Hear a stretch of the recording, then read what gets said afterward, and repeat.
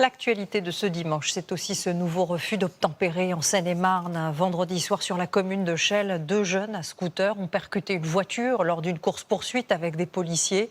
Le passager est mort, le conducteur, lui, est dans un état très grave. On fait le point avec Victor Topneau, Florence de Juvigny et Stéphane Urgolescu. Dans ce quartier de banlieue parisienne, à l'endroit même où un jeune homme a perdu la vie vendredi soir après une course-poursuite avec la police, les habitants n'en reviennent pas.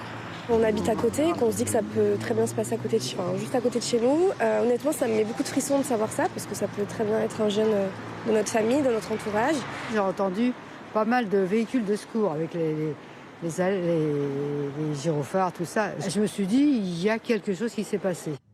Que s'est-il passé dans la nuit de vendredi à samedi ? À 23h15, dans cette rue, une équipe de la BAC souhaite contrôler 2 individus à scooter après qu'ils aient grillé un feu rouge.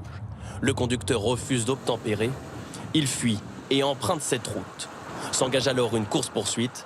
3 km plus loin, les 2 jeunes âgés de 16 et 17 ans percutent une voiture arrêtée à cette intersection.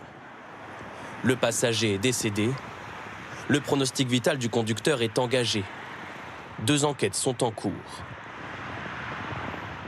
L'un des fonctionnaires se trouvant à bord était équipé d'une caméra dite piéton et qui en fait captait de manière qualitativement extrêmement bonne l'ensemble de la poursuite ou sa majeure partie et l'accident, avec une vue qui permet de voir sur cet enregistrement vidéo à la fois le véhicule de la BAC et le scooter.